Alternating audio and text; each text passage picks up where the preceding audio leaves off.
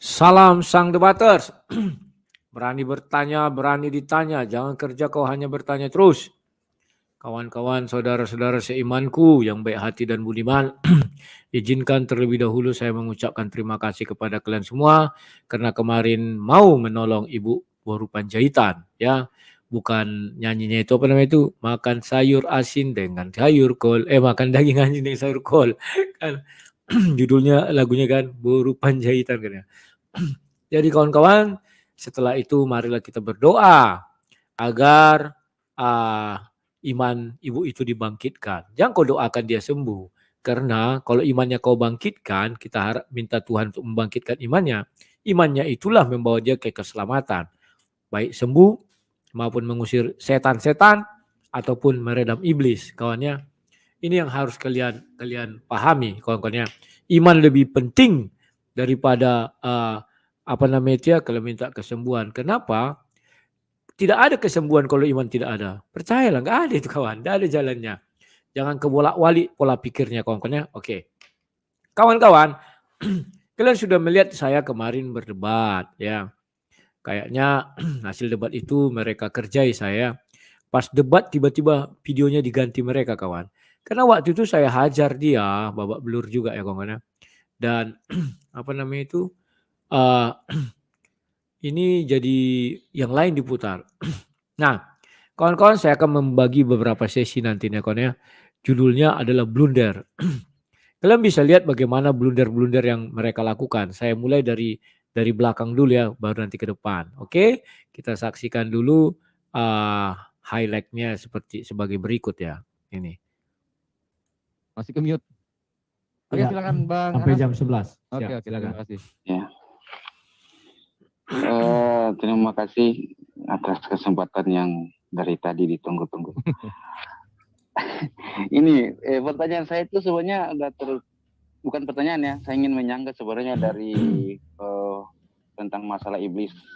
Kenapa dikatakan berdosa ya? Ya, Bang Rudi, seperti Kenapa? itu. Kenapa? Dia berdosa ya? Bukan, iblis justru tidak ada dikatakan berdosa. Oh gini, secara konteks mungkin ya, yang. Nah, kawan-kawan, kenapa saya mengatakan iblis tidak dikatakan berdosa? Karena si Alif mencabar saya. Bahasa Malaysianya mencabar. Bahasa Indonesianya kira-kira men-challenge, menantang. Menantang. Coba carikan saya di Al-Quran satu ayat kata dia kan. Di mana dikatakan Adam itu berdosa. Oke, saya bilang. Dia bilang bahasa Arabnya entah apa itu ya. Saya balikkan. Kalau begitu coba carikan saya juga satu ayat. Di mana di dalam Al-Quran dikatakan iblis juga berdosa. Sesuai ayat bahasa Arabnya itu aku bilang. Pening ala baby kawan. Pening ala baby kawan.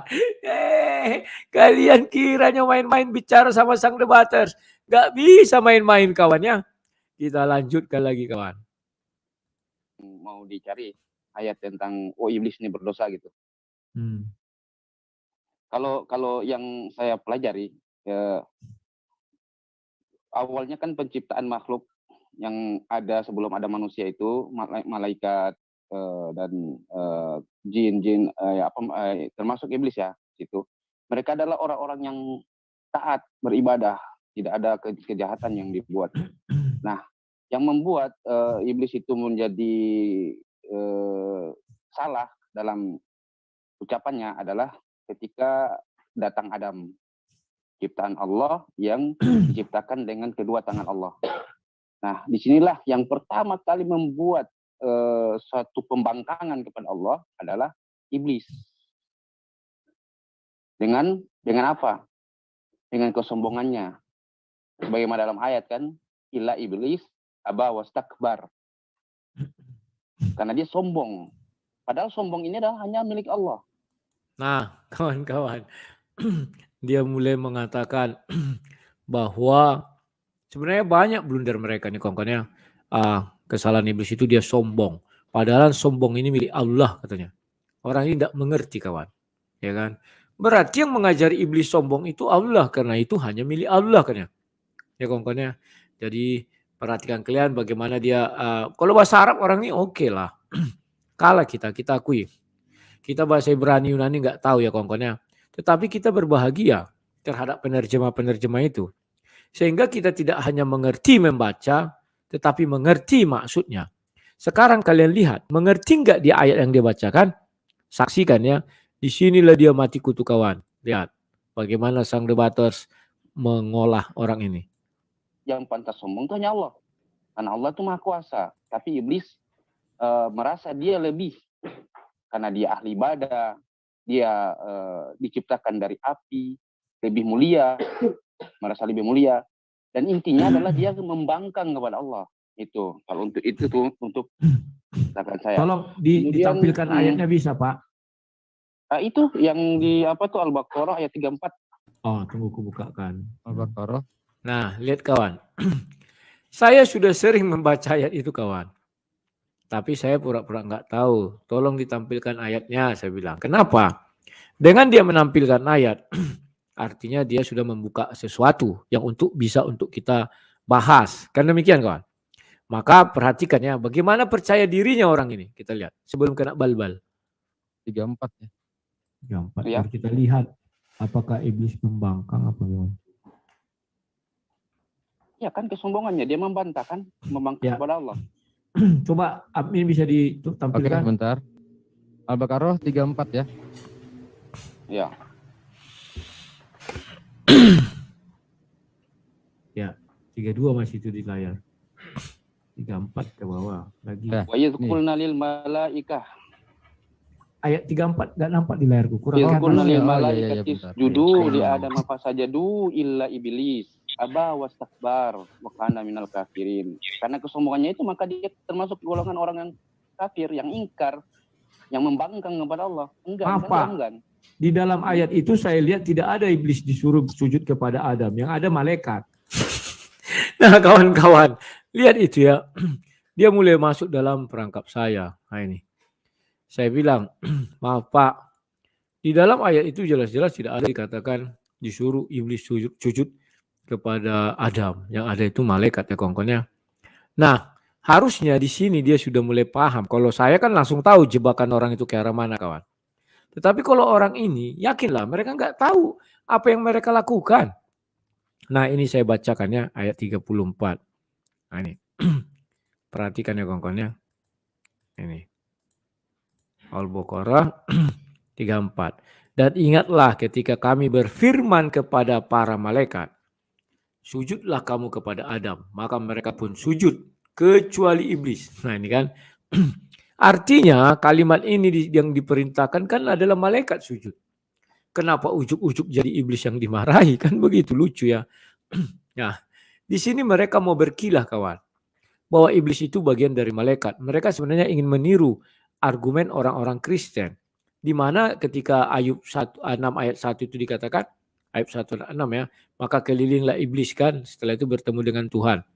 Atau maka datanglah anak-anak Tuhan gitu kan, anak-anak Allah, dan diantaranya adalah iblis. Hai iblis, dari manakah engkau? Kan begitu kawan-kawannya. Kalau di situ jelas dikatakan anak-anak Tuhan. Dan salah satunya adalah iblis. Paham ya kawan-kawannya? Karena memang dalam ajaran Kristen, iblis itu dulunya malaikat. Kalau mereka kan tidak kawan. Mereka mau meniru itu maka dibuatlah suatu konspirasi. Konspirasi saya bilang. Seolah-olah iblis ini dulu malaikat. Kan itu bahasan mereka kan. Nah kalian lihat. Setelah itu yang saya lakukan apa kawan-kawan? Saya ambillah surah 18. Nah ini kawan. Sebenarnya saya sudah tahu surah ini. Tapi yang membukakan ini akhirnya si Alif. Surah 18 ayat 50. Nah ini. Tetapi saya bilang, bukankah iblis itu golongan jin? Dan ingatlah ketika kami berfirman kepada para malaikat, sujudlah kamu kepada Adam, maka mereka pun sujud kecuali iblis. Dia ini adalah iblis, adalah dari golongan jin. Nah kawan, jadi iblis itu dari golongan jin, bukan dari golongan malaikat. Dan di Al-Quran dikatakan iblis tercipta dari api. Malaikat tercipta dari apa? Cahaya, nur. Di mana ayatnya? Belum lagi saya tanya itu kawan. Kalau saya tanya itu, Di mana ayat di dalam Al-Quran yang mengatakan malaikat tercipta dari cahaya? Ucing ala ebi. Percayalah kawan. Pasti merujuk ke hadis. Oke, silakan. Maka saya nggak membantah. Dari penciptanya sudah berbeda kawan. Apakah manusia bisa dibilang malaikat? Tidak bisa kawan. Karena manusia tercipta dari tanah. Saya bilang kan. Itu cahaya, itu api. Mana sama itu? Artinya sudah dua jenis yang berbeda. Ya, malaikat adalah malaikat, jin adalah jin dan setan. Pertanyaan yang paling sulit mereka jawab kawan. Nanti kalian boleh praktekkan pertanyaan ini. Iblis itu ada berapa? Tanya aja lah. Setengah mati orang itu akan tidak bisa menjawab. Kalau tanya iblis itu ada berapa? Kalau dibilangnya iblis ada ratusan ribuan. Lain lagi jawabannya. Berarti benar iblis ini kan terpisah. Kalau di Kristen kan iblis satu kawan. Dan dia punya kekuatan. Dia maha kuasa juga. Tapi dalam alam kegelapan. Dia maha hadir di setiap hati manusia. Mereka nggak akan bisa menjawab kawan. Iblis itu ada berapa biji? Berapa unit atau berapa orang atau berapa sosok? Atau berapalah gitu. Lihat pertanyaan saya kemarin. Ada bisa mereka jawabkan? Lihat bagaimana orang ini keteter menjawab ya kawan-kawan. Dia sampai entah apa lagi dia akhirnya lari kok nggak selesai dia. Nah gitu tekniknya kawan. Kita tahu pura-pura nggak tahu aja. Nah ini lanjut ya. Di situ kan dikatakan wa'idhqulna lil malaikah. Ya malaikat, bukan iblis Pak. Yang disuruh sujud kepada Adam itu adalah malaikat, bukan iblis. Iblis. Bapak tambahi dari mana itu? Iblis itu ya. Ada yang Mohon maaf, Ya. saya nambahi. Sebentar. Kita selesaikan dulu Bang HS. Kalau ada yang mau ditambahkan nanti setelah Bang HS sudah selesai ya. Agar teratur diskusinya. Silakan lanjut dulu Bang HS. Bang Anas. Ya. Oh Enggak, Bang itu Anas, ya maksudnya sorry ini, Bang Anas ya. Ya silakan Bang Anas, selesaikan dulu. Nanti Rudi kalau kurang puas nggak apa-apa saya Ya lanjut. nanti bisa ditambahkan oleh yang lain ya. Silakan Bang Anas lanjut. Oh, yang jadi permasalahan Bang Rudi disuruh malaikat ya, bukan iblis ya? Ya, siap. Jadi kita nggak boleh menambah-nambah kitab suci, Pak. Kalimat di situ yang disuruh sujud betul, itu. nggak ada yang menambah. Nah, kawan-kawan. Akhirnya mereka aku masukkan ke perangkap, kawannya. Aku bilang, kita tidak bisa menambah-nambah kitab suci, Pak. Yang disuruh sujud itu malaikat, Pak. Dan Bapak karang-karang yang disuruh sujud iblis. Cuman aku nggak tahu bagaimana ceritanya jadi iblis ini yang disuruh sujud. Ya kawan-kawan yang dimarahi maksudku. Maka dia terkencing-kencing terkait-kait kawan. Tidak bisa menjawab. Ya kita lihat saja nih kawan. Nggak ada yang menambah. Kalau ahli tafsir dari Ibnu Abbas. Ahli tafsir manusia Pak. Manusia biasa ahli tafsir. Kita coba konteks Al-Qur'annya aja kita itu kan. Nggak bisa Pak. Kita bukan. Nah. Maka dia mulai lari ke ahli tafsir katanya. Ibnu Abbas. Ahli tafsir bukan nabi, bukan Tuhan kawan. Ahli tafsir ya sama dengan kita. Manusia biasa. Yang menafsirkan sesuai isi kepalanya. Dengan berpedoman kepada kitab-kitab. Cuman kita nggak tahu kitab apa yang dia pegang. Kan begitu. Al-Quran itulah untuk menafsirkannya. Induknya. Karena itu ayatnya. Setelah itu dia pakai ilmu yang mana. Kalau memang ahli tafsir itu kita katakan dibimbing oleh Tuhan, mana ayatnya? Kalau di Bible ada. Dibimbing Roh Kudus setiap manusia Kristen itu yang bicara firman Tuhan. Kalau mereka kan ada ayat. Ngarang-ngarang aja orang itu. Ya, makanya aku bilang kalian melebihi Tuhan. Aku bilang ya. Nah kawan-kawan saya ajak kalian diskusi. Masuklah ke room. Sudah saya kasih itu linknya di YouTube-nya. Kalian bisa masuk dan kita berdiskusi ya kawan-kawan ya. Saya lanjutkan sedikit lagi ya kawan-kawan. Nah. Ini kita putarkan lagi. Bukan ahli tafsir.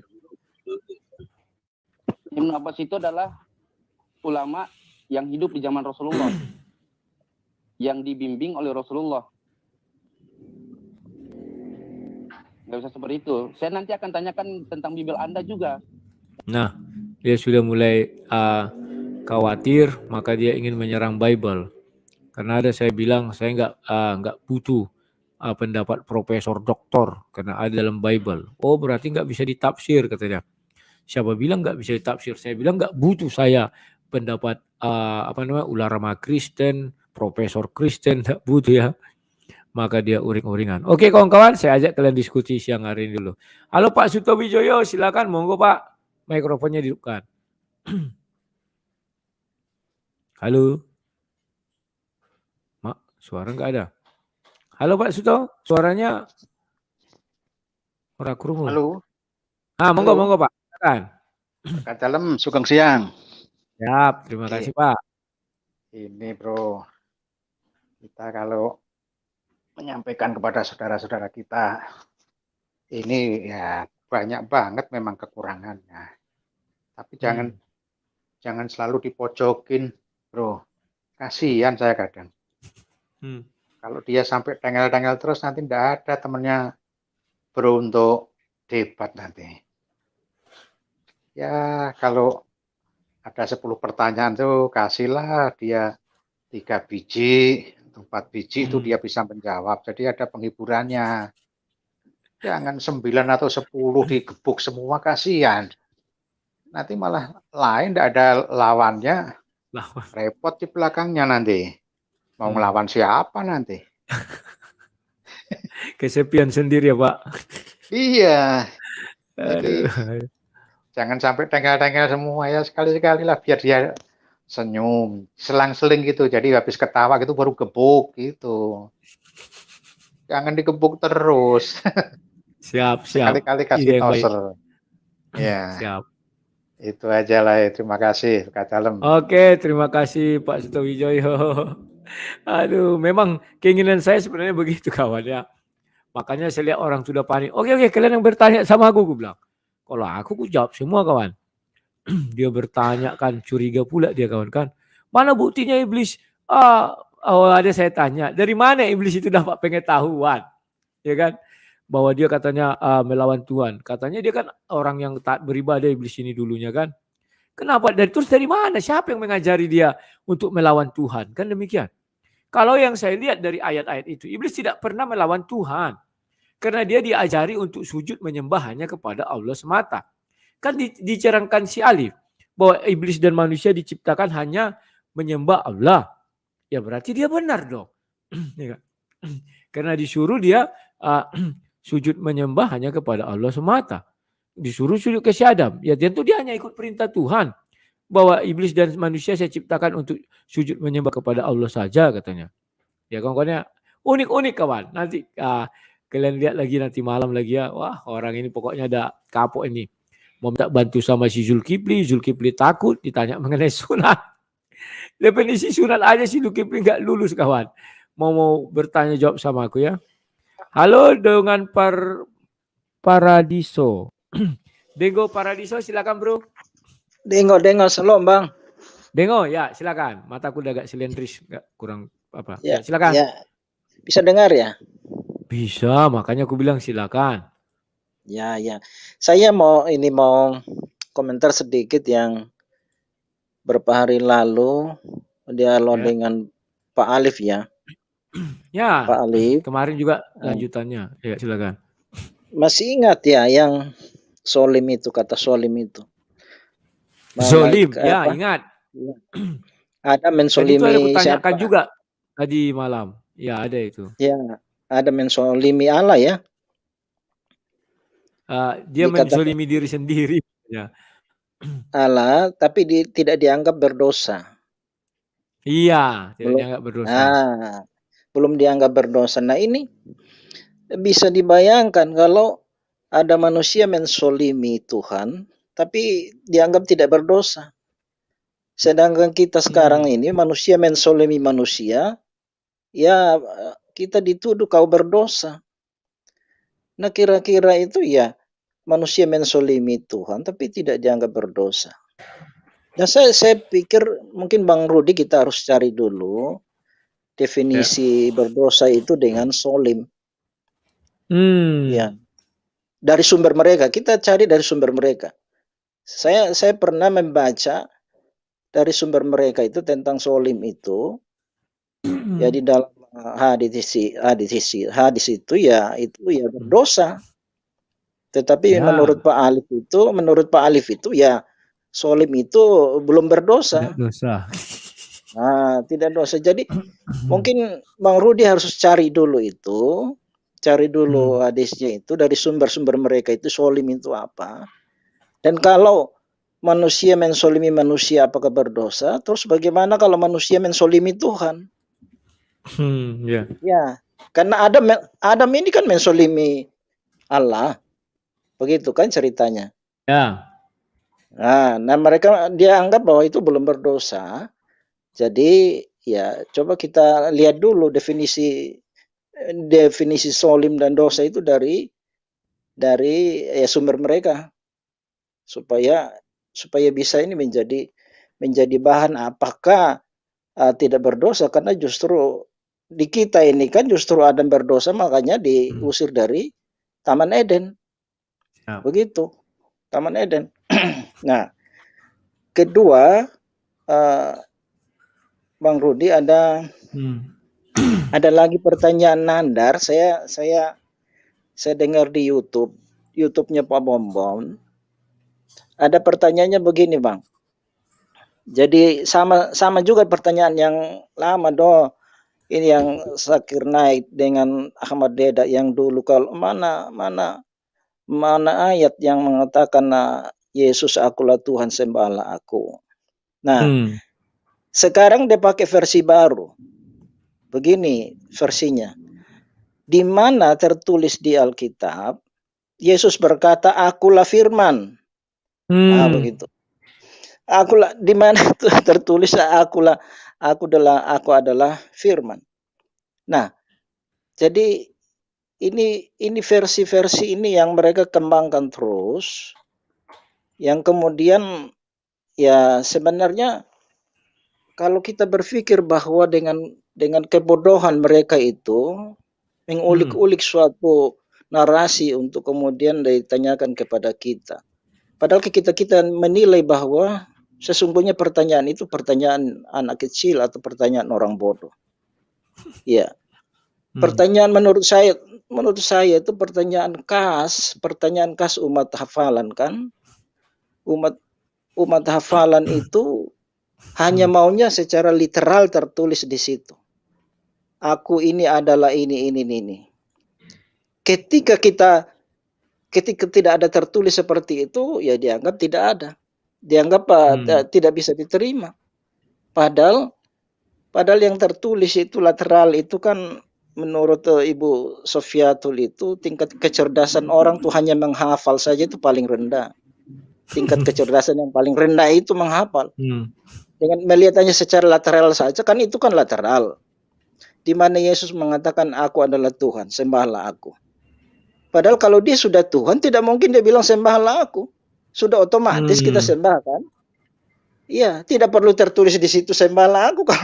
Kalau sudah pas Tuhan pasti disembah. Nah, kedua, orang Yahudi itu kan sangat pantang menyebut Tuhan, Pak. Yahweh itu kan mereka tidak sebut. Makanya dipakailah nama lain. Ya, dipakailah nama lain. Nah, ini karena mereka maunya literal di situ tertulis, sehingga kalau mereka tidak dapatkan ya mereka berkesimpulan Yesus bukan Tuhan. Nah, otak-otak seperti ini menurut saya itu perlu digeser 5 derajat. Ya. Ya. Harus digeser. Ya harus digeser dulu minimal ya 5 derajat, Pak. Jangan enggak usah 90 derajat, terlalu jauh. Jauh ya. 5 derajat aja sudah bagus ya. Saya ambil contoh begini. Pancasila, 5 sila kita hafal itu tidak perlu geser otak, Pak. Siap. Tidak perlu geser otak 5 derajat. Betul kan? Ya. Itu hanya hafalan, Pak. Isi Pancasila ini 5 sila ini kita hafal saja, tidak perlu putar otak. Betul kan? Tetapi kalau kita menyuruh, tolong Anda jabarkan 5 sila ini, masing-masing sila Anda jabarkan ini, sila pertama, sila kedua dan seterusnya. maksudnya apa dan seterusnya. Ini kita harus menggeser otak ya paling tidak 5 derajat sampai 15 derajat. Baru bisa. Baru bisa jelaskan 5 sila ini. Begitu. Itu perlu menggeser. Nah, sama dengan ketika mengatakan mana Yesus mengatakan akulah Tuhan, sembahlah aku. Nah, kalau hanya tertulis di situ berarti tidak perlu geser otak. Makanya mereka ini tidak mau gunakan otak. Ya. Iya betul, harus letterlet gitu ya. Letterlet tertulis seperti itu. Padahal jelas-jelas ini saya ambil contoh ketika Yesus mengatakan anak manusia di dunia ini berkuasa mengampuni dosa. Ya. Nah, ketika kita menggeser otak 5 derajat, ini kita bisa memahami ini bahwa yang bisa mengampuni dosa itu hak prerogatif Tuhan. Betul kan? Tidak pernah Tuhan membagi hak pengampunan dosa ini kepada manusia lain. Tidak pernah, Pak. Tidak pernah membagi kepada malaikat. Tetapi Yesus mengatakan anak manusia berkuasa mengampuni dosa. Nah, karena itu ya harus ada pertanyaan lagi. Kalau begitu Yesus ini siapa? Nah, jadi kalau hak prerogatif Tuhan mengampuni dosa, maka ya bagi kita orang Kristen ya Yesus itu adalah Tuhan. Ya, karena di dalam perjanjian lama ya Elohim sendiri mengatakan bahwa dia mengampuni dosa. Dia mengampuni dosa. Nah, sementara Yesus mengatakan dia mengampuni dosa. Jadi begitu. menurut analisa Pak Denggo lah dulu. Perintah di Quran itu kan disuruh sujud itu adalah malaikat. Tetapi iblis yang kena marah itu gimana ceritanya? Coba dulu. Saya tidak ikuti Pak Rudi yang itu tadi, hanya saya sempat ikuti yang Pak Alif punya. Jadi kalau yang tadi saya tidak bisa komentar, saya tidak bisa ada bahan. Tapi yang itu hari waktu Pak Rudi ya live itu membahas tentang Pak Alif ini, ya sayang sekali waktunya menurut saya terlalu singkat. Saya masuk tidak. Ini Pak Rudi bilang ya mau live lagi langsung live ini, jadi segera tutup ini studionya jadi sempat. Nah ini baru sempat ini omong itu, makanya saya omong tentang yang solim ini karena ini saya pikir ini juga bahan bagi Pak Rudi. Carikan kita bahan Pak Rudi dari sumber mereka itu tentang solim ini. Ketika manusia mensolimi Tuhan dan berdosa atau tidak ya? Ya, tadi malam juga kan sudah saya bilang di dalam surah Al-Baqarah itu surah 2 ayat 51 59 ada itu dijelaskan zolim itu apa. Bahkan di situ Tuhan marah besar terhadap kezaliman orang. Jawab dia apa? Pada saat Adam kan dosa belum banyak katanya. Jadi bagi mereka ini dosa itu main-mainan. Ada yang belum banyak katanya, ada yang zolim itu bukan dosa katanya. Jadi pembelaan orang ini aneh-aneh saya lihat. Jadi saya tanya lagi, terus bertobat itu apa? Baru di situ dia bingung. Ya. Saya bukakan KBBI, bertobat artinya apa? Karena dia berdosa, kan begitu. Jadi dia mulai bingung dan akhirnya saya tanya, kalau tidak berdosa buat apa bertobat? Nah, jadi dia bilang, kalau Bang Rudi makan cabai terus perutnya sakit. Terus Bang Rudi katakan, aduh tobatlah aku makan cabai. Apakah Bang Rudi berdosa? Bedakan itu urusan daging dengan urusan rohani, saya bilang. Memang orang ini pembelaannya ya unik-unik saja. Dan kalau itu kan bertobat pada diri sendiri, Pak. Ya, hal kedagingan, karena perutnya, fisiknya yang sakit. Kalau rohani kan karena dosa bertobat. Iya. Nah, dia bertobat sama Allah. Nah, kalau dia bertobat sama Allah itu kan berarti dia ya melakukan sesuatu yang mungkin ya Tuhan tidak inginkan. Nah, karena itu kita perlu cari definisi solim dan dosa menurut mereka ini sumber mereka supaya mereka tidak mengelak lagi bahwa ya itu kan kalau dari sumber luar itu kan nanti dibilang ya itu bukan kitab kami.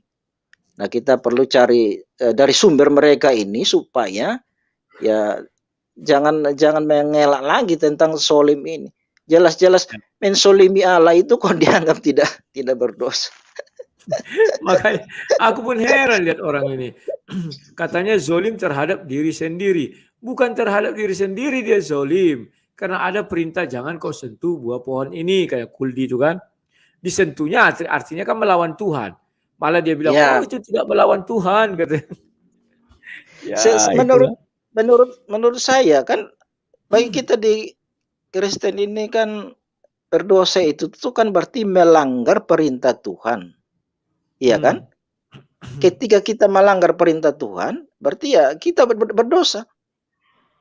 Ya, saya kira itu definisi di Kristen itu ya, Bang Rudi ya. Ya, jelas. Kalau Kristen jelas. Ya.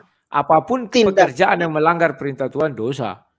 Ya, tindakan yang melanggar perintah Tuhan atau berlawanan dengan perintah Tuhan, maka itu adalah dosa. Nah, makanya ketika ada melanggar perintah Tuhan, maka ya dia anggap dia berdosa.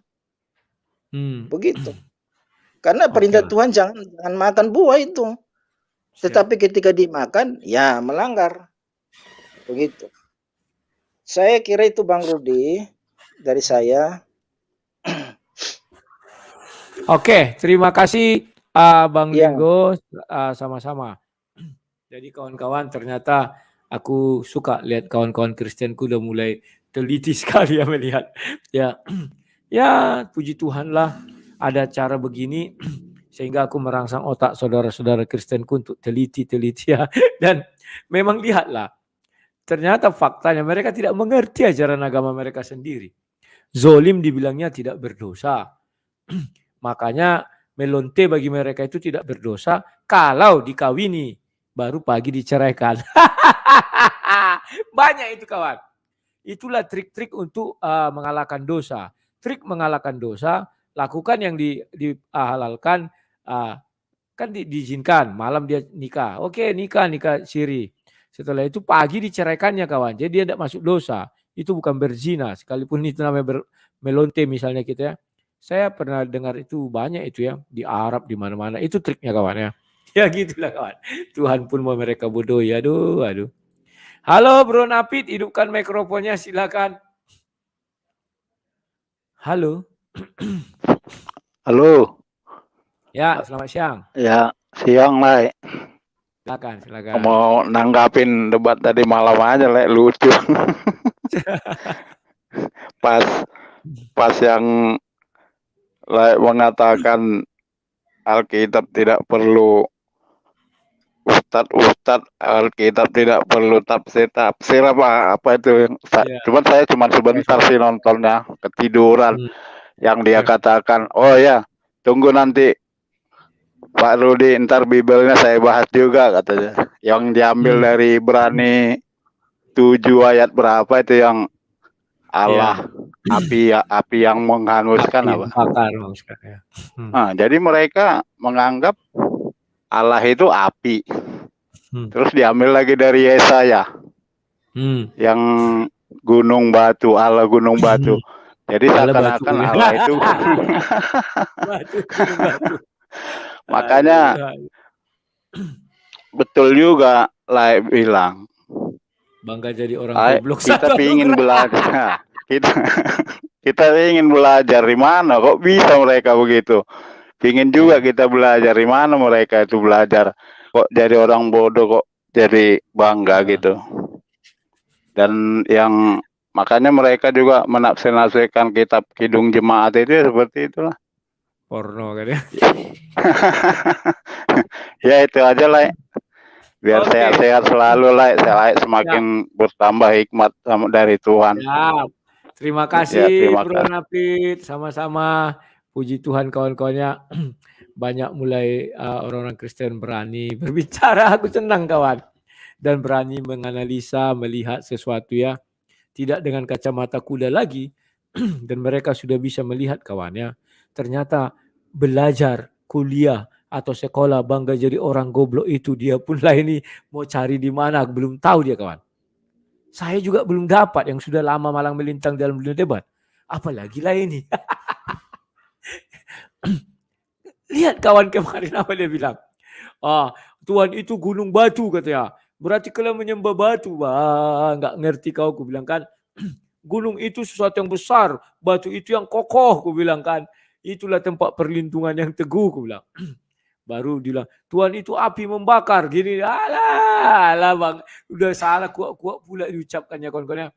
Tetapi itu kawan, harus kita saluti. Karena tidak semua orang bisa gitu kawan. Sudah bodoh, goblok, bicara kuat-kuat, bangga lagi. Tidak semua orang bisa kawan. Orang-orang waras itu tidak bisa melakukan itu. Berarti hanya orang yang waras yang melakukan itu. Halo Harjo. Apa namanya ini? Device not connected. Tidak bisa ku apa-apa kan ya. Kecuali satu ku kick. Habis itu masuk lagi Harjo. Nanti baru bisa lagi itu. Halo pembawa damai. Silakan bro. Mikrofonnya silakan hidupkan Pak. Halo. Ya silakan. Salam bang. Salam. Silakan. Tumben live sore ini bang.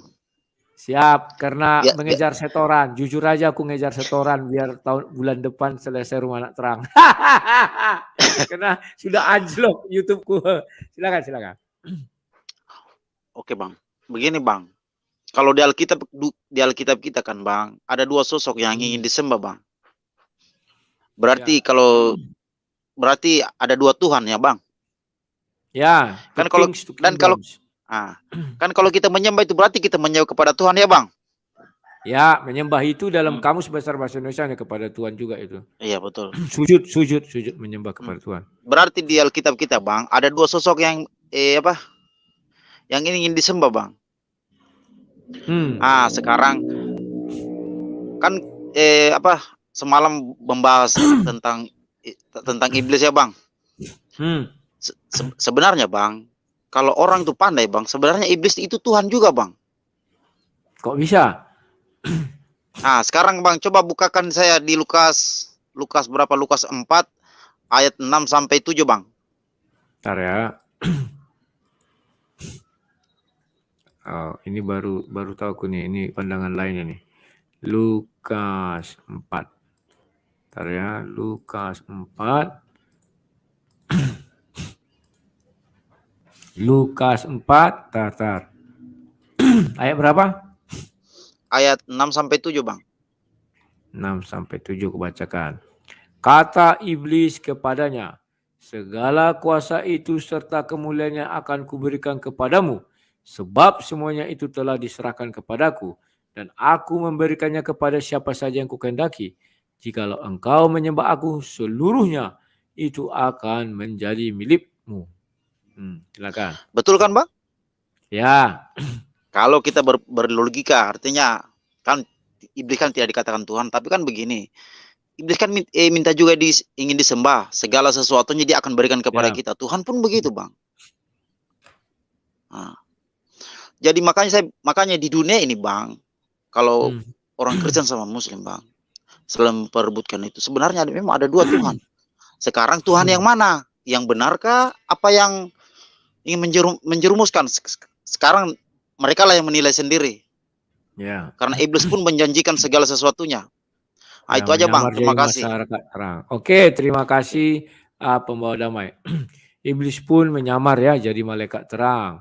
Sehingga orang mengatakan, wah hebat, ini adalah ajaran yang benar. Katanya kan, kita nanti main seks, enak sekali. Jadi banyak orang terjerumus dalam janji-janji manis iblis. Ya, terlepas dari itu kawan, dalam debat semalam ada yang bertanya namanya Pak Edi. Pak Edi bilang apa namanya itu jaminan keselamatan. Wah, mereka nggak mengerti arti jaminan dengan janji. Ya. Kalau jaminan itu kawan, sudah ada yang dibuktikan, diserahkan. Contoh, kita ngutang ke bank. Mana jaminannya? Kita kasih, diambil. Nah, makanya saya bilang, kalian tidak mengerti arti jaminan dan janji. Yang Bapak bilang itu semuanya adalah janji. Yang akan ditepati di kemudian hari. Kalau ditepati kan gitu. Tetapi kalau jaminan, saya punya jaminan bisa masuk surga karena sudah ada orang Kristen di dalam surga. 2 Korintus 12 ayat 2. Terserah kau lu tidak percaya, terserah kau anggap itu hantu belau atau dusta atau apa terserah. Yang intinya di dalam kitab suci kami sudah ditulis bahwa ada seorang Kristen yang sudah masuk ke dalam surga. Selesai. Itu jaminan namanya kawan. Kalau janji, ya kalau saya nanti terpilih, saya akan bangun kampung kalian ini katanya, ya kan? Yang dibangun tidak disebutkan apa. Ditirikannya 1 tonggak saja. Itu dapat bangunan kayak terpilih dia. Kamu orang desa. Janji kawan. Janji tinggal janji itu bisa banyak juga kawan. Kita sudah bosan janji di dunia ya. Jangan sampailah di surga itu juga hanya janji-janji ya kawan-kawan ya. Itu yang kita harapkan. Makanya ya harus yang jaminan. Ya, Bang. Halo teologi awam, hidupkan mikrofonnya, silakan. Shalom Bang. Wes, shalom, silakan. Ya, apa kabar Bang? Lama tak kedengaran ini. silakan. Ya, kemarin sempat banyak kerjaan. Ya Bang, Ya. sebenarnya kalau saya lihat-lihat sih, kesesatan pikir mereka, saya bilang sesat pikir lah ya. Itu sebenarnya mereka karena nggak tahu aja sebenarnya Tuhan mereka siapa. Nah, kita juga sebenarnya kalau misalnya tinggi hati seperti mereka, kayak oh Tuhan itu Esa, Tuhan itu ini segala macam bisa dideskripsikan gitu, kita juga akan sesat seperti mereka gitu. Coba Bang buka Ayub 11, Ayub pasal 11 ayat 7. Ayub 11. Bentar ya. Ayub pasal 11 ayat 7. Ayat 7. Dapatkah engkau memahami hakikat Allah, menyelami batas-batas kekuasaan yang maha kuasa? Lanjut Bang. Tingginya seperti langit. Apa yang dapat kau lakukan? Dalamnya melebihi dunia orang mati. Apa yang dapat kau ketahui? Lebih panjang daripada bumi ukurannya dan lebih luas daripada samudra. Apabila ia lewat melakukan penangkapan dan mengadakan pengadilan, siapa yang dapat menghalanginya? Takutku orang tu baca ayat sebentar, takutku orang tu baca ayat 10 ini berbahaya loh. Dikiranya nanti Tuhan kita polisi. Melakukan penangkapan. Nah, itu kita sebenarnya juga siapa bilang di perjanjian lama orang-orang sudah tahu Allah itu Esa dan sebagainya. Sebenarnya mereka juga sebenarnya nggak mampu itu menyelami siapa itu Allah sebenarnya. Dan juga kalau misalnya kita mau samakan Allah dengan siapapun juga nggak bisa. Contohnya misalnya Bang di Yesaya 46 Bang, coba Bang. Siap. Yesaya. Yesaya 46. Ayat 5 Bang. 46, bentar ya. Ayat 5. Kepada siapakah kamu hendak menyamakan aku? Hendak membandingkan dan mengumpamakan aku sehingga kami sama? Nah, itu Bang. Istilahnya kita mau bandingkan Tuhan dengan siapapun juga sebenarnya nggak bisa gitu. Nah, dan mereka ini sombong seakan mereka tuh mengenal siapa Allah gitu kan. Nah, makanya itu sebenarnya Allah itu hanya menampakkan diri atau mewahyukan diri itu cuma di Bible sebetulnya Bang. Buktinya mana nih? Coba Bang buka di bentar ya, coba buka di saya ada nyatat kemarin di Yohanes kalau nggak salah.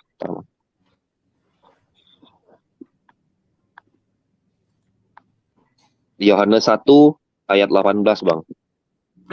18. Ya.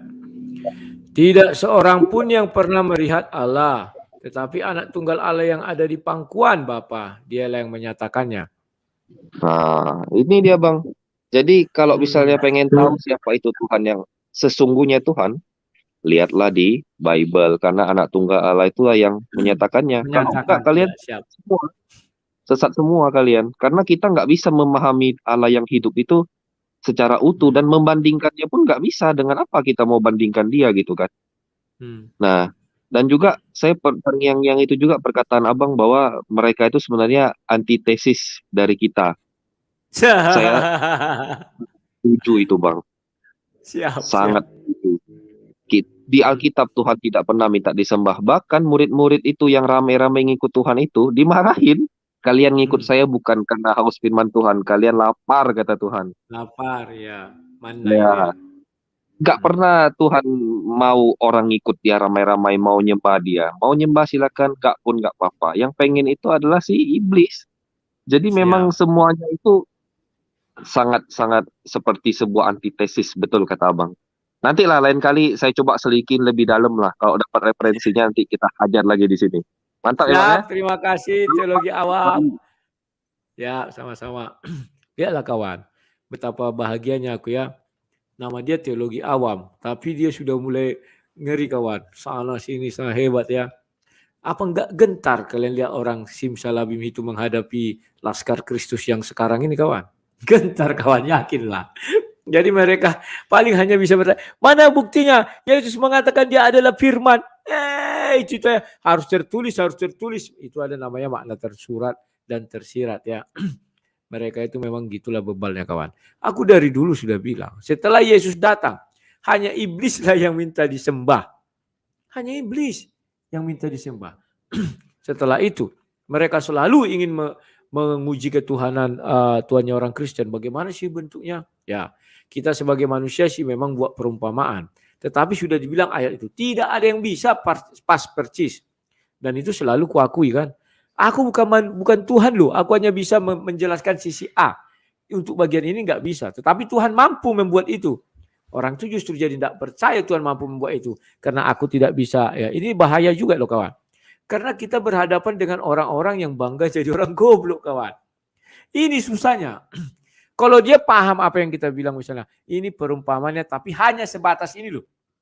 Nanti siapa tahu satu hari nanti begini-begini. Tapi itu pun tidak akan pernah bisa menyamakan Tuhan dengan apapun. Sulit kawan, betul. Ayat yang dia ambil tadi teologi dia dan Yohanes juga sudah dijelaskan ya.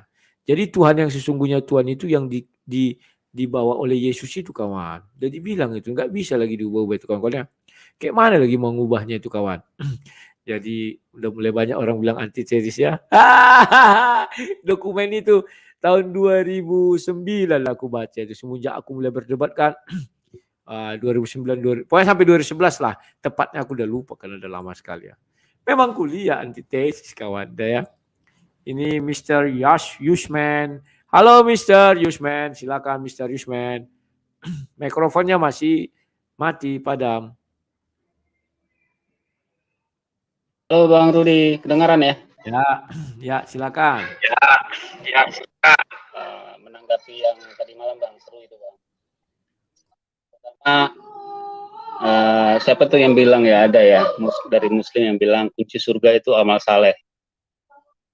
Nah, jadi manusia itu kayak ini, kayak peserta ini Bang, pencari bakat gitu Bang. Jadi kita disuruh berlomba untuk menampilkan yang terbaik, ya kan? Ayo lakukan yang terbaik. Ntar ini Tuhannya kayak jurinya Bang, ya kan? Kayak Mr. Anang jadinya. Nanti Tuhannya tinggal bilang, oh good job, gitu kan? Nah kayak gitulah. Jadi lucu-lucuan juga. Jadi maksud saya gini, manusia mana yang bisa berbuat baik? Saya pernah baca ayat itu. Ketika Yesus dipanggil Yesus yang baik, terus nggak tahu ayatnya mana, yang di mana ya. Terus jawab Yesus apa? Kenapa engkau panggil aku baik? Bukankah hanya Tuhan saja yang baik? Kan seperti itu. Berarti ya Tuhan yang baik, manusia itu si jahat. Iya kan? Terus bagaimana kita bisa berbuat baik? Nah, di sini ada kalimat sedikit. Bagaimana kita bisa berbuat baik, sedangkan untuk tidak berbuat jahat saja, kita masih membutuhkan kekuatan dari Tuhan. Ini kan jadi lompatan, Bang. Untuk tidak berbuat jahat saja manusia masih butuh dikuatkan. Tahu-tahu kita sekarang mengaku bisa berbuat baik. Ini kan lompatan logika yang cukup tinggi ini, melompati banyak step-step gitu. Iya kan? Nah, ibaratnya gini, seorang anak kecil yang masih berjalan, belajar berjalan, anak kecil yang masih belajar berjalan, masih butuh dituntun untuk bisa berjalan. Tahu-tahu anak kecil ini bilang, saya sudah bisa berlari. Kan seperti itu analoginya. Iya kan? Dia masih butuh tuntunan untuk bisa berjalan, tahu-tahu anak kecil ini, aku sudah bisa berlari loh. Kita kan tentunya tertawa ya, dengar itu lucu gitu anak kecil itu ya. Kan gitu. Begitu juga Tuhan ketika mendengar, saya sudah bisa berbuat baik. Loh. Ente nggak berbuat jahat aja masih gue yang kuatin gitu kan. Nah, jadi salah banget kalau misalnya amal saleh dijadikan kunci surga. Benarlah di kekristenan bahwa surga itu hanya mengandalkan Tuhan saja, nggak ada amal saleh. Dan Tuhan juga tidak pernah berhutang apapun terhadap manusia karena ya Tuhan punya segalanya. Pahala itu semacam apa ya? Ya trik setan juga, trik iblis itu. Saya bilang trik iblis. Gini, setiap manusia berbuat baik pasti akan dibalas dengan nikmat, setiap manusia berbuat jahat pasti mendapat rugi. Artinya, semua amalan manusia di dunia itu sudah lunas. Jadi, apalagi yang bisa membawa dia ke surga? Nggak ada kecuali kasih Tuhan itu aja, udah. Selesai. Nah, terakhir nih, Bang. Pandangan kita tentang surga. Nah, saya dikit mungkin kita tidak tahu ya. Misalnya ada saudara kita yang meninggal, kita tidak tahu dia di surga atau di neraka. Ya kan? Tapi apakah orang yang sudah meninggal itu tahu kondisi keluarganya yang masih di dunia? Kira-kira. Ya.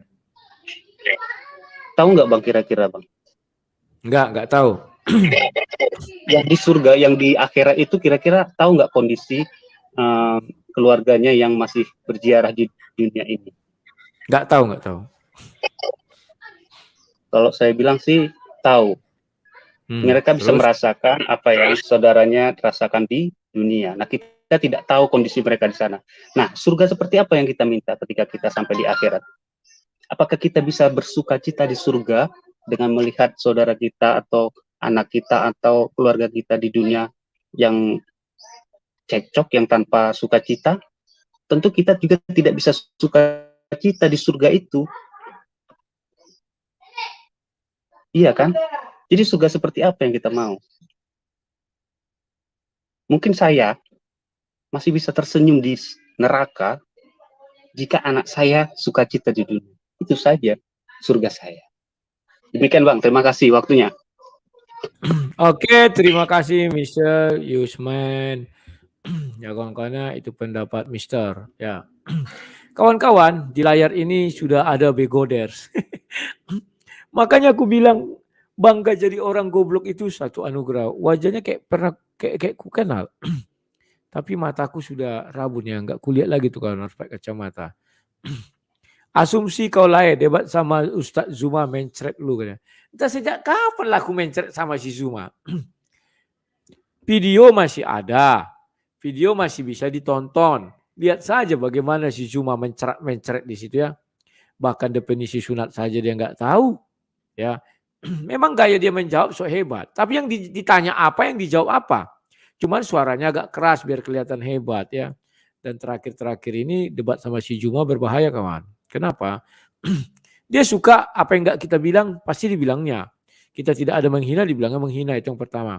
Yang kedua, mulutnya sudah kayak mak-mak kawan, kayak pantat ayam, cepat kali bicara, lucu kawan.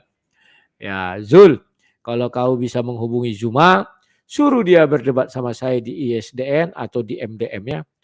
Nah itulah, silakan ya. Kawan-kawan, sekarang saya lanjutkan lagi si Sor. Halo Sor, hidupkan mikrofonnya, silakan. Salut. Ya silakan. Ya, silakan. Iya. Iya. Kalau masalah si Juma itu, wah, baru abang debat pertama kali sama si Juma udah mewek. yang bahas yang arti nggak kali aku pertama kali itu, yang bahas Alkitab atau kitab mereka firman Tuhan atau enggak kan gitu. Iya. Mewek dia, dibilangnya langsung, aku ini baru debat, maaf ya, katanya. Iya. Iya. Genit dia, genit.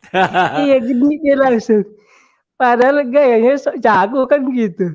Jadi kalau masalah si Juma, ngapain ngurusin sama orang tukang tuncit pohon pisang kan? Oke, kita lupakan si Juma. Iya. Lanjut. Ya ini kalau itu udah selesai lah masalah Juma Bang ya. Iya. Ya kita bahas tentang Tuhan Yesus lah kan gitu. Kan mereka sebelah ini kan suka kali bilang mana nih apa kata kalau Tuhan Yesus bilang akulah Tuhan sembahlah aku kan gitu kan biasa mereka itu kan Bang. Ya kan? Ya kalau di Alkitab kan kalau Tuhan Yesus ini memang secara implisit secara langsung nggak bilang aku ini Tuhan, tapi orang yang mengakui dia Tuhan gitu. Contoh si Thomas kan gitu. Thomas gitu. Yang dia melihat langsung kebangkitan itu kan, kebangkitan Tuhan Yesus setelah dia apa mati di kayu salib, bangkit pada hari ketiga, langsung bilang apa? Langsung bilang Tuhan Allah. Iya kan? Jangan Bang? Itu baru malaikat. Nah, malaikat yang Lukas 2 ayat 11 coba lah Bang. Lukas 2 ayat 11. Nah, bentar ya, Lukas 2 ayat Iya. 11. Lukas Lukas itu ya. 2. Tentang apa itu? 2 ayat 11. Lukas 2 ayat 11. Kalau nggak salah. Hari ini telah lahir bagimu juru selamat, yaitu Kristus Tuhan di kota Daud. Nah itu dari 11 Bang. Lalu kata malaikat itu kepada mereka, jangan takut, sebab sesungguhnya aku memberitahu kepadamu kesukaan besar untuk seluruh bangsa. Hari ini telah lahir bagimu juru selamat, yaitu Kristus Tuhan di kota Daud. Nah, ini langsung loh malaikat yang mengakui bahwa Tuhan Yesus itu Tuhan gitu. Itu baru lahir loh. Nah, cobalah elegan kali lah Tuhan Yesus ini kan. Dia nggak ngomong-ngomong aku ini Tuhan enggak, tapi orang lain yang bilang gitu. Ibarat orang pintar Bang. Orang pintar kan diakui bukan mengakui kan Bang. Ya kan? Kan gitu. Iya. Baru tentang sembah ya, ayat sembah. Begitu pun Tuhan Yesus nggak pernah nyuruh orang kau sembah aku ya katanya. Tapi apa? Murid-muridnya nyembah dia waktu kejadian kapal itu Bang yang ombang-ambing itu yang ada apa namanya? Berjalan di atas air, ada burung tidur. itu petir gitu ya. Kan Tuhan Yesus menenangkan badai itu, mengusir apa itu kan supaya tenang dia biar enggak orang itu tenggelam kan. Setelah itu kan mereka menyembah dia itu langsung. Oh, wah engkau lah anak Allah yang maha tinggi kan gitu. Orang itu baru sadar gitu. Wah nggak mungkin lah seorang manusia bisa menenangkan badai gitu. Ibarat kalau menurut orang ini udah apa ini? Pengendali apa itulah. Ibaratnya bagi air. Orang Hindu Bang. Pengendali air gitu. Kan udah ibaratnya tanda-tanda maha kuasa ada gitu ibaratnya. Mana ada manusia bisa menenangkan badai gitu sekali ngomong gitu aja kan. Begitupun dia berjalan di atas air kan begitu. Langsung sujud menyembah gitu. Ya kan? Baru apa lagi? Apa namanya? Memberi kuasa menghidupkan orang mati. Matius 10. Iya, tentang hidupkan. Dan satu lagi Bang, mengampuni dosa Bang. Apa berkat manusia bisa mengampuni dosa? Ingat ya, mengampuni dosa bukan memaafkan kesalahan. Itu beda itu konteksnya itu. Manusianya bisa memaafkan kesalahan. Kayak Allah, minta maaf lah Bang, aku ini salah kata kan gitu ibaratnya kan. Nah, salah kata gitu. Kesalahan, memaafkan kesalahan. Kalau mengampuni dosa beda lagi ceritanya. Kan gitu. Itu udah kelas Tuhan itu. Nah, baru ada lagi yang ngerti Tuhan Yesus itu cuma orang Yahudi lah Bang. Untung Tuhan Yesus datang sama orang Yahudi Bang. Contohnya lah kan, bahwa dibilang Tuhan Yesus bilangnya gini, aku ini dari atas, kamu dari bawah, katanya. Orang Yahudi udah nangkap itu. Ibaratnya dia sudah menyamakan diri dengan yang Maha Kuasa itu. Tuhan. Langsung mau dilempar pakai batu. tapi coba Bang, kalau dia coba dia nongol di Arab Bang. Aduh, gak akan tahu lah Bang. Kalau nongol di Arab, orang Arab coba. Ngerti itu. Emang untung lah Tuhan Yesus ini nongolnya di Israel. Jadi kan ngerti. Orang Israel ini ibarat nggak ngelihat dari perbuatan atau ucapan, dari langsung tindakan gitu Bang. Dari tindakannya gitu ibaratnya. Wah, dia udah turun dari atas. Wah, ini udah menyamakan diri dengan Tuhan kan gitu ibaratnya kan. Wah, dia sudah mengampuni dosa. Wah, ini apa ini maksudnya ini? Dia sudah menyamakan dirinya ini sama Tuhan ini kan gitu. Lempar batu yuk kan gitu. Jadi apa namanya? Tuhan Yesus salib ya karena sudah menyamakan diri gitu. Hah? Melempar batu. Nah, kalau jin beda lagi loh Bang. Kan ada lempar-lempar kan lempar jin. Iya, jadi kan alasannya orang-orang Yahudi itu karena kan ingin menyalibkan Tuhan Yesus ini kan karena dia gondok gitu. Iya, gondok gitu. Wah, sekawan ini udah menyatakan diri dengan Tuhan kan gitu. Tapi pihak-pihak sebelah ini kok susah kali nangkap Bang ya. Gimana ya? Nggak mungkin lah tiba-tiba dia disalib nggak ada salahnya. Coba lah dulu Bang. Hukum Taurat kan nggak boleh membunuh kan. Kalau kita tanya sama orang itu kenapa Nabi kalian ingin disalib, wah setengah mati, lari sana, lari sini, lari sana, lari sini, ujung-ujungnya halau-halau. Apa alasan? Iya. Apa alasan Isa disalib coba? Kan bingung mereka jawabnya. Kalau kita ada jawabannya, ya kan? Tuhan Yesus disalib karena menyetarakan diri dengan Tuhan itu, karena di dalam apa Taurat kan jangankan gitu ngomong aku Tuhan aja sudah disambit pakai batu itu. Kan menurut Taurat kan gitu. Jangan mengucapkan nama Tuhan aja udah dimarah, apalagi aku Tuhan kan gitu. Siap. Ini menyetarakan diri lagi. Kan gitu dia kan. Jadinya ya parah lah ahli-ahli Taurat itu. Jadi dendam lah dia kan. Dendam kesumat lah dia. Jadi ya terjadilah penyaliban itu. Kan itu awal mulanya. Tapi mereka ya nggak susah kali nangkap. Gak usah baca Alkitab, ya nonton filmnya aja pun orang udah tahu kalau dia Tuhan kan gitu. Nonton filmnya saja Bang gitu. Kan kadang orang baca. Berarti mereka lana celup lah ya, lana celup. Apa itu? Lama nangkap cepat lupa.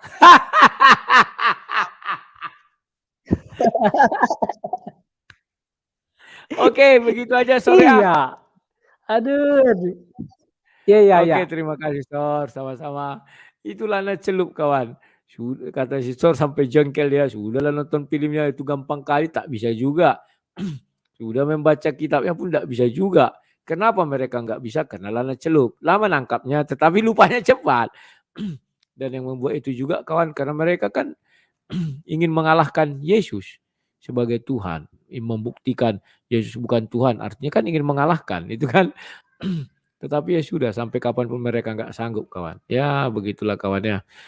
Dan sering kita dipertontonkan hal seperti itu kawan. Kalau kalian tonton video tadi malam itu, asik kawan, asik. Apa yang membuat asik? Tontonlah. Kalian akan tercengang-cengang banyak blunder yang dibuat mereka. Satu-satu nanti kita bahas. Ini dulu ya. Halo Pujangga Hati, silakan. Terus sahabat Salam. Ya silakan. Saya mau tanya-tanya boleh nih? Tanya silakan. Kalau salam damai ya. Jadi saya mau tanya nih, kenapa sih Yesus itu kok ngaku-ngakunya anak manusia ya? Karena terlahir dari manusia. Terus? Hanya itu aja? Ya. Padahal dia mengatakan anak manusia berhak mengampuni dosa. Berarti kalau hanya karena lahir dari manusia, berarti manusia lainnya bisa mengampuni dosa. Nah, kalau manusia lainnya mengampuni kesalahan, kayak kata si Sor ya, bukan mengampuni dosa. Dia kan hanya terlahir dari manusia, maka dikatakan anak manusia. Terus? Gitu. Ya itu, jadi kalau anak manusia dia bisa mengampuni dosa, berarti semua manusia bisa mengampuni dosa. Ya bisa, kau ampunilah dosaku. Kalau ada salahku kepada kau, kalau nggak ada salahku kepada kau, tidak bisa kau ampuni dosaku. Yesus itu mengampuni semua dosa bisa. Baik orang yang bersalah kepada dia maupun orang yang nggak bersalah, ibaratnya orang-orang lain yang berdosa. Itu bedanya. Paham ya? Memang kau bisa mengampuni dosaku, aku Ya aja kan di tidak situ pernah buat salah dikatakan sama kau. ya kita hanya ambil konteksnya saja bahwa dikatakan di dalam berapa itu Lukas atau Matius ya, Lukas, anak manusia dapat mengampuni dosa katanya. Berarti kalau anak manusia berarti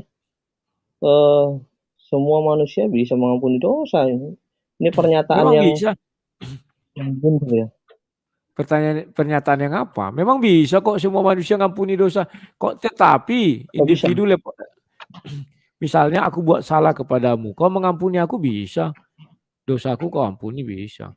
Tetapi kau tidak bisa mengampuni dosa yang ini, ini. Nggak bisa kau ampuni ini, dosanya ini. Atau kau mengampuni dosa orang lain, tidak bisa kawan. Kenapa tidak bisa kau mengampuni dosanya? Karena kau bukan Tuhan. Hanya Tuhan yang bisa mengampuni dosa semua orang. Kau hanya bisa mengampuni orang yang bersalah kepada kau, yang membuat kau marah atau buat kau benci. Nah, itu dia. Maka doa Bapa kami, ampunilah kami akan kesalahan kami seperti kami mengampuni orang yang bersalah kepada kami. Hanya pada batas orang yang bersalah. Tetapi dosa orang sana nggak bisa kau ampuni. Paham ya? Oh, jadi poinnya adalah anak manusia itu atau manusia lainnya bisa mengampuni dosa. Bisa, tetapi kalau anak manusia dalam artian Yesus, semua dosa manusia bisa diampuninya. Bukan, maksud konteksnya kan anak manusia.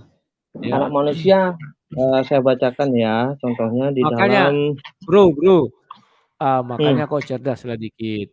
Yesus yang bicara itu anak manusia artinya merujuk kepada Yesus. Tidak usah kuat-kuat bicara bro, nanti malu kita. Bangga jadi pailul itu adalah satu anegra ya. Paham ya konteksnya? Oke, terima kasih bro. Ini contoh kawannya, pailul. Kalau aku dulu waktu kuliah nggak namanya pailul. Pailul itu bangga jadi orang goblok kawan. Kuat-kuat lagi suaranya. Itu kan anak manusia, berarti seluruh anak manusia. Yang bicara itu Yesus, konteksnya waktu itu kepada Yesus. Bahwa Yesus memang bisa mengampuni dosa semua manusia. Tetapi anak manusia kayak kita, manusia, kita ini tidak disebutkan namanya anak manusia, tetapi manusia ya. Itulah sebabnya penciptaan langit dan bumi, maka diciptakanlah manusia itu katanya. Ya. Anak manusia itulah dikatakan, Yesus sering memakai kalimat itu. Kita pun memang anak manusia, tetapi kalimat itu jarang kita pakai ya. Nah, kalau kita udah kuterangkan sama ini doa Bapa kami, ampunilah kami akan kesalahan kami seperti kami mengampuni orang yang bersalah kepada kami. Jadi kita individu hanya bisa mengampuni orang-orang yang bersalah kepada kita. Contoh, ada yang berbuat salah kepadaku, ku ampuni si A, si B, si C. Tetapi aku tidak bisa mengampuni orang yang tidak pernah berbuat salah kepadaku. Contohnya dia berbuat salah kepada si Zuma misalnya. Nggak bisa ku ampuni dosanya itu. Tetapi si Zuma dengan dia yang bisa berurusan. Nah, kalau Yesus, orang-orang ini kan banyak. Ada yang bertobat, ada yang bisa diampuni dosa seluruh manusia kawan. Tidak hanya orang-orang yang menyakiti Yesus ya. Semoga dia paham. Yuk. Oke, sekarang sang murid. Halo sang murid, silakan masuk. Langsung tancap gas. Halo, selamat siang Pak SD. Pak, saya mau tanya saja ya. Itu yang Matius 8 ayat 11, 12, apa itu maksudnya? Saya bacakan ya. Ya, Matius berapa? Matius 8, 11, 12. Bentar, Matius 8. Aku aja yang baca, Bu, ya. Ya. Aku berkata kepadamu, banyak orang akan datang dari timur dan barat dan duduk makan bersama-sama dengan Abraham, Ishak dan Yakub dalam kerajaan sorga. Sedangkan anak-anak kerajaan itu akan dicampakkan ke dalam kegelapan yang paling gelap. Di sanalah akan terdapat ratap dan kertak gigi. Nah, anak-anak kerajaan itu ke siapa itu Oke, maksudnya? aku jawab ya. Nah, Ya. begini Bu. Aku jelaskan dulu. Aku berkata kepadamu, banyak orang akan datang dari timur dan barat. Artinya, ini orang yang datang itu tidak seperti dulu lagi. Kalau dulu kan yang datang kepada Tuhan itu hanyalah dari kaum Israel. Karena itulah dibilang keselamatan dari Israel atau dari Yahudi atau dari keturunannya. Maka dikatakan lagi sini, dan duduk makan bersama-sama dengan Abraham, Ishak dan Yakub. Artinya, zaman dahulu kan Tuhan berkata, aku adalah Allah Abraham, Allah Ishak dan Yakub. Di luar itu bukan Allahnya menyembah Tuhan yang punya surga itu ya. Di dalam kerajaan surga kan. Sedangkan anak-anak kerajaan itu, nah anak-anak kerajaan ini adalah dibatasi sampai keturunan Yakub di sini. Karena setelah itu Yakub inilah yang dikatakan Israel. Maka anak-anak keturunan Israel ini, ya anak-anak kerajaan, mereka kan anak Tuhan ini, anak pilihan Tuhan. Sampai dibilangnya aku adalah Allah Abraham, Ishak dan Yakub. Sedangkan anak kerajaan dicampakkan ke dalam kegelapan gelap di sana. Jadi banyak nanti anak-anak Israel itu, anak-anak Yakub itu, keturunannya, cucu-cucunya dicampakkan ke dalam api neraka. Misalnya itulah maksudnya Bu. Nah kita ini bagaimana? Kita ini yang datang dari timur dan barat. Itulah orang di luar Abraham, Ishak dan Yakub. Nah, silakan Bu. Oh, oke. Nah, ada satu lagi tapi lupa ayat berapa, tapi dulu pernah baca itu apa bedanya manusia dan orang? Ada itu manusia direndahkan, orang apa itu? Ada ayatnya cuman lupa, cuman ingat itu. Apa bedanya orang manusia dan orang? Itu aja, udah, terima kasih Pak. Oke, terima kasih Bu. Nanti kita cari tahu ya manusia dan orang. Ya, aku pernah dengar nggak ya? Enggak, belum pernah dengar ya. Nanti aku cari tahu, ini mantap juga. Jadi kawan-kawan, ayat ini jelas mengatakan bahwa anak raja itu dulu kan hanya keturunan dari Yakub kawan. Keturunan yang lain tidak ada itu. Maka dikatakan mereka anak pilihan Tuhan ya. Bangsa pilihan Tuhan. Maka dikatakan akulah Allah Abraham, Ishak dan Yakub ya. Di dalam kerajaan surga. Mereka yang punya kuasa situ kan. Makanya 144.000 orang itu dari keturunan Yakub. Itulah anak kerajaan surga, tinggalnya di dalam surga, membantu Tuhan, mengurusi nanti ya. Ada yang bagi hakim, itulah 12 murid dan 12 tua-tua. Sedangkan anak-anak kerajaan itu akan dicampakkan ke dalam kegelapan. Ini ternyata anak-anak Yakub ini banyak juga yang berbuat dosa kawan. Jadi dicampakkan nanti ya. Padahal mereka itu anak-anak pilihan atau anak-anak raja tapi disia-siakannya. Paham ya kawan-kawan ya? Lanjut. Setan dari surga, Mak. Halo setan dari surga, silakan mikrofonnya dihidupkan, Bro. Halo.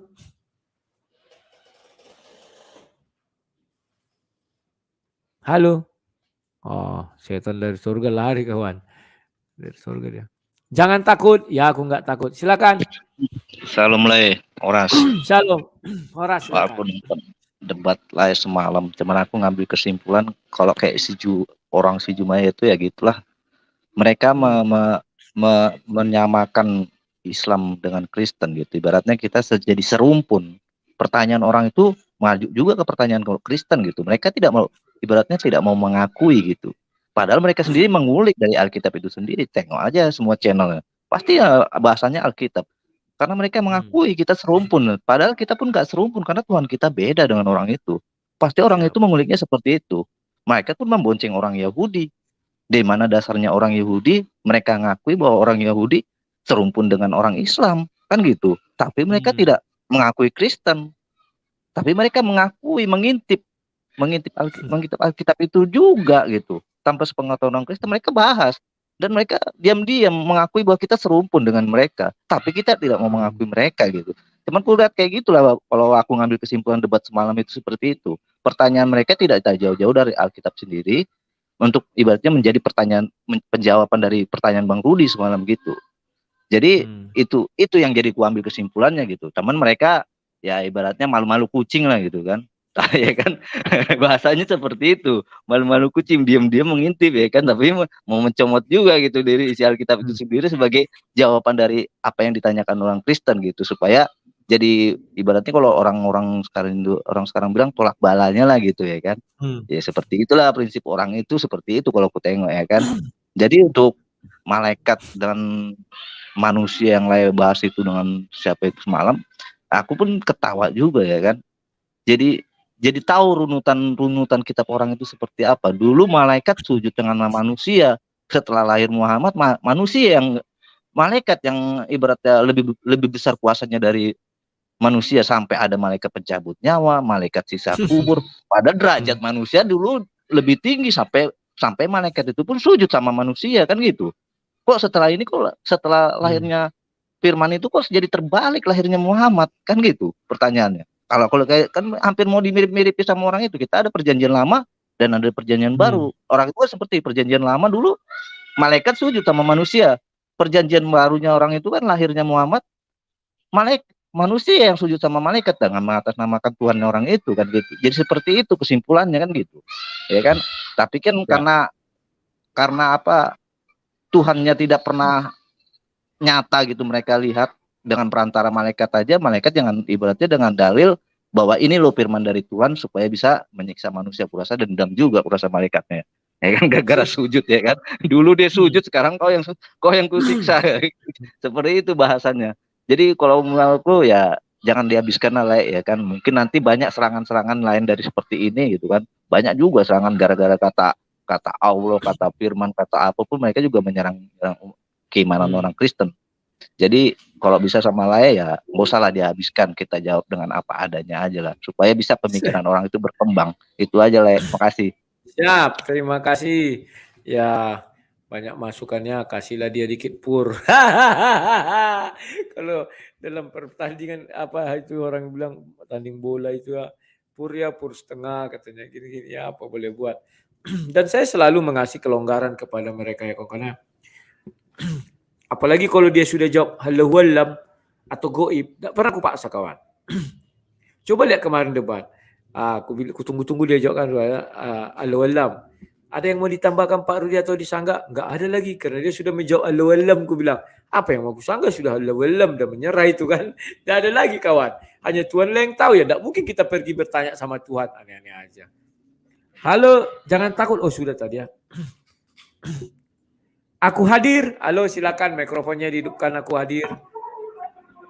Halo, selamat Bang Rudi. Shalom. Shalom, silakan. Ya, semenjak nonton Bang Rudi, gue punya ciri khas lihat Bang Rudi itu yang paling unik, ketawanya itu. Paling unik itu. Paling saya demen di situ ketawanya itu. Nah, peringkatnya kan Bang, apa namanya? Yang abang pernah saya nonton video abang itu mengenai sunat ya, 3 sunat itu kan apa itu ada 3 kategori apa aja pertama Bang?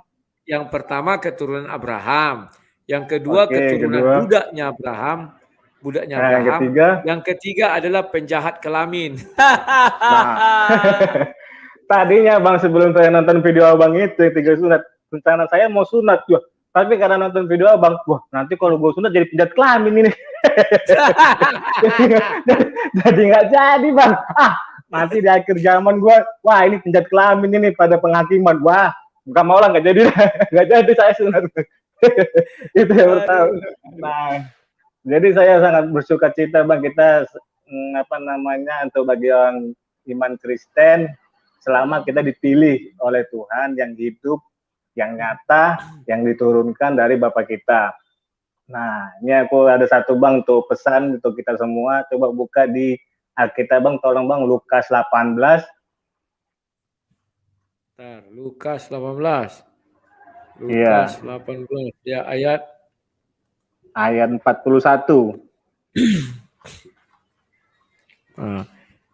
Apa yang kau kehendaki supaya aku perbuat bagimu? Jawab orang itu, Tuhan, supaya aku dapat melihat. Nah, lalu 42 sampai 43 Bang. Ya. Lalu kata Yesus kepadanya, melihatlah engkau, imanmu telah menyelamatkan engkau. Dan seketika itu juga melihatlah ia, lalu mengikuti dia sambil memuliakan Allah. Seluruh rakyat melihat hal itu dan memuji-muji Allah.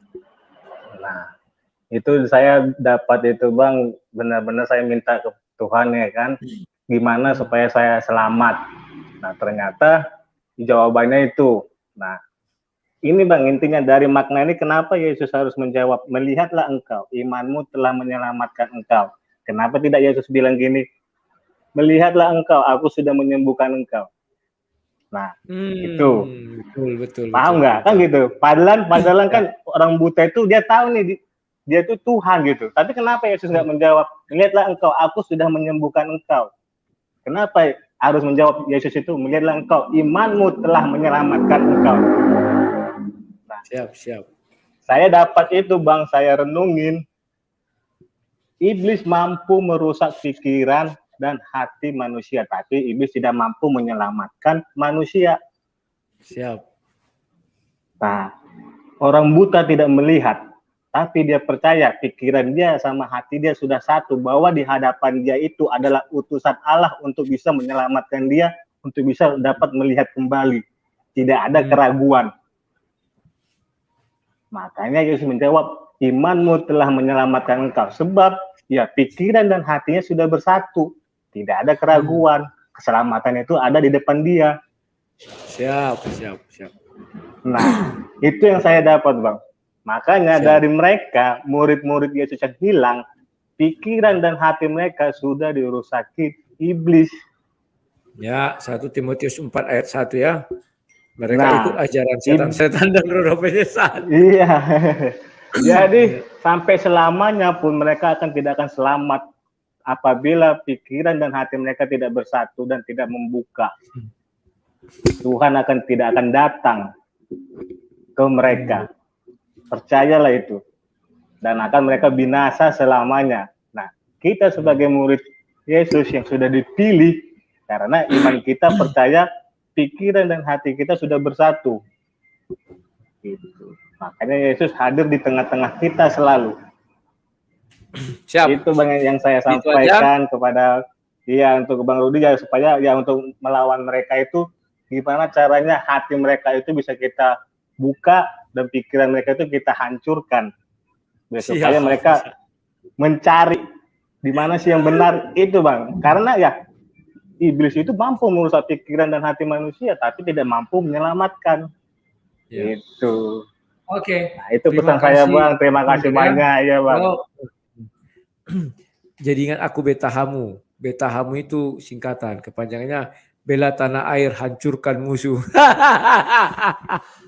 Aduh. Ya kawan-kawannya, lagi-lagi saya katakan saya berterima kasih. Penonton-penonton saya sekarang mulai cerdas-cerdas dan tercerahkan dan mulai kritis ya. Dan mulai detail melihat sesuatu. Di kalimat itu memang betul tidak ada Yesus mengatakan kan, lalu kata Yesus kepada melihatlah engkau, imanmu telah menyelamatkan. Tidak ada kata Yesus itu, melihatlah engkau, aku adalah Tuhan yang membuka matamu. Enggak ada ya. Betul ya. Karena memang Yesus tidak selalu mengatakan, kalau dibilang Yesus misalnya, melihatlah engkau, aku adalah Tuhan. Nanti iblis pun mencontoh itu bisa kan. Melihatlah engkau, aku adalah Tuhan, kata iblis. Kita percaya aja itu Tuhan, pan iblis. Tetapi kalau iman kawan, iman itu tidak ada kepada iblis. Ya, melihatlah engkau, imanmu menyelamatkan.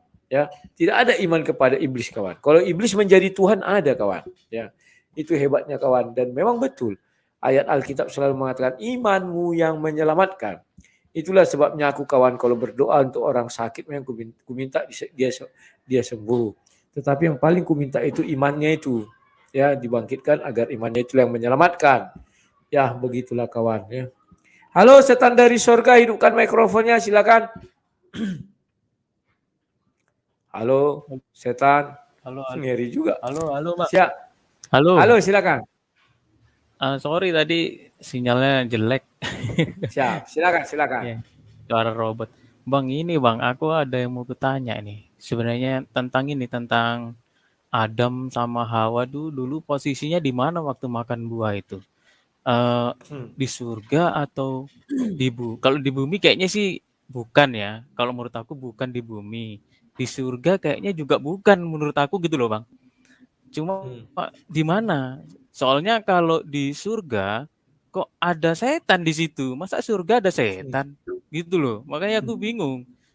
Masa di surga Oke, bisa ada setan di situ ganggu? Ah, itu gimana, aku Bang? jawab. Itu masih Dengarkan bingung. baik-baik. Ya. Di mana ada, dengarkan ya. Di mana Adam dan Hawa memakan buah itu? Di sorga atau di bumi? Alkitab dengan jelas mengatakan di Taman Eden. Ya, artinya harus bertanya di mana Taman Eden itu. Bagaimana ada setan di sana, ada iblis ya, Satan, bukan setan, Satan, iblis. Ingat bahwa Kejadian 2 ayat 17 itu hanya diucapkan Tuhan kepada si Adam. Sehingga setan itu dulu adalah malaikat. Dia tidak terpengaruh terhadap hukum itu. Bahkan Hawa pun tidak terpengaruh terhadap hukum itu. Itulah sebabnya kalau kalian lihat di dalam Kejadian 3, Hawa tidak ada dihukum mati. Padahal dia yang pertama memakan buah itu, bukan si Adam. Tetapi si Adam lah yang dihukum mati, jadi dari debu tanah kembali menjadi debu tanah. Mengapa setan ada di dalam Taman Eden itu? Ya karena dia adalah malaikat awalnya. Setelah dia mendengar percakapan Adam kepada Tuhan, kemungkinan besar dia memakan pohon itu. Apa buktinya? Karena pohon pengetahuan yang jahat dan baik itu hanya ada di dalam satu pohon itu.